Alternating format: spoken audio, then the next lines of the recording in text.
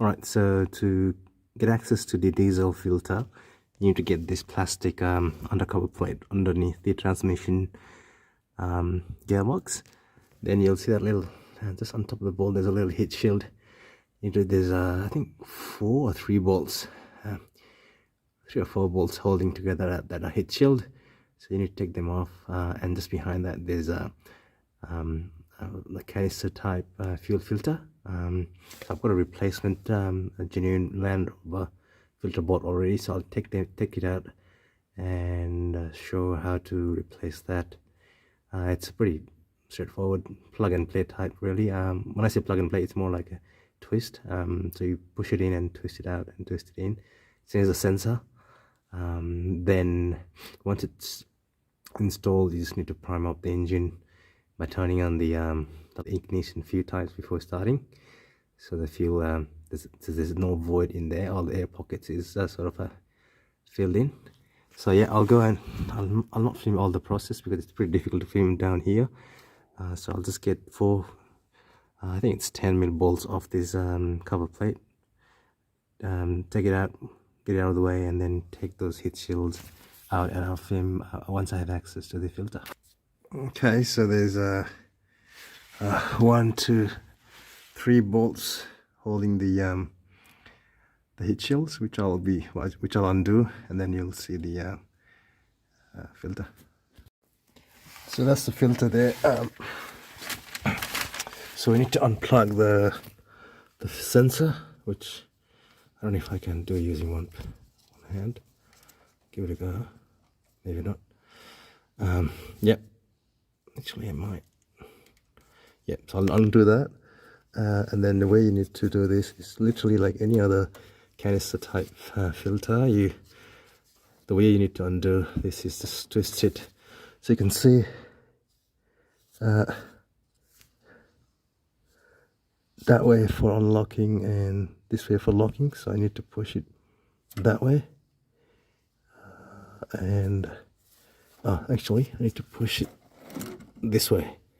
Sorry, push it anti-clockwise to undo. It's hard to film with my cable, with the camera on my hand, so I'll unplug this, twist it. Okay, let me twist it a bit, twist it this way, and get it out. Swap over the sensors. Not the sensor. There's a level sensor of some sort in there. Swap it over, and change the O-rings and put the new one up. Okay, so that's the new filter I bought. So this is the old one. You can see it's a bit rusted already. Not as bad actually. So it's full of diesel. So I'll put it in a little pan. Yeah, so just get the fuel out, the diesel out. Yeah, it's almost maybe a few hundred mLs of diesel there.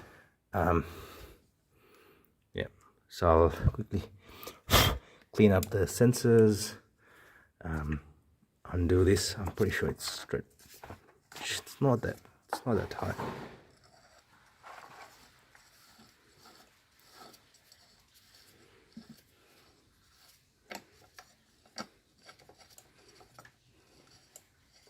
So this is some sort of sensor, I believe. So there's an O-ring there, which there's a replacement for it anyway with the new one. So I'll clean this up a bit. There's another O-ring on this sensor clip. I think it's a level sensor of some sort, or pressure sensor maybe, which I will replace as well. That has come with a new. Clean up the sensor plug, and install is just the reverse. So I have just cleaned up this this bit here, this new O-ring, so that'll go there. The larger one will go there, and the small one will go on the sensor itself. Yes, and then I'll put it back onto the new filter. Then it's ready to be plugged back in. So this clip goes in there, screw back up. So this is the new filter. made in USA. And so it comes up, there's a little instruction there, which is pretty straightforward actually. That's actually very handy too. Remove the cap off. So the cap had the washer, which I believe would need to go there. So I will put, there's a new O-ring. I'll see if it fits or not. Yeah, give it a go.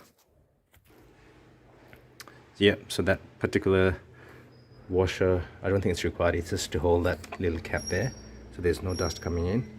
So I just put the larger O-ring there, and I'm just twisting it, the sensor, the yellow bit, into it.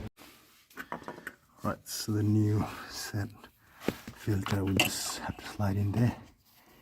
I might need two hands to push the top bit of there. That's good.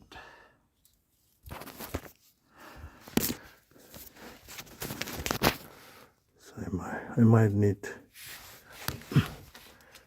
I'll need two hands to push it in, so I can push the top, that bit up, so I can slide it in. Then it's literally just twisting it clockwise and push it really hard. Then once it's all in, then you gotta twist it that way. So you'll feel as you twist, it just gets tighter and tighter. So once it gets really tight, you just gotta leave it there. Okay, so I will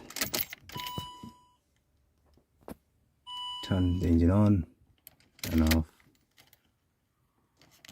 a few times.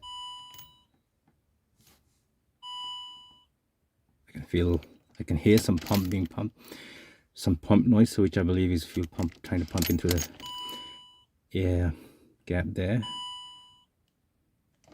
I'll do it a few times.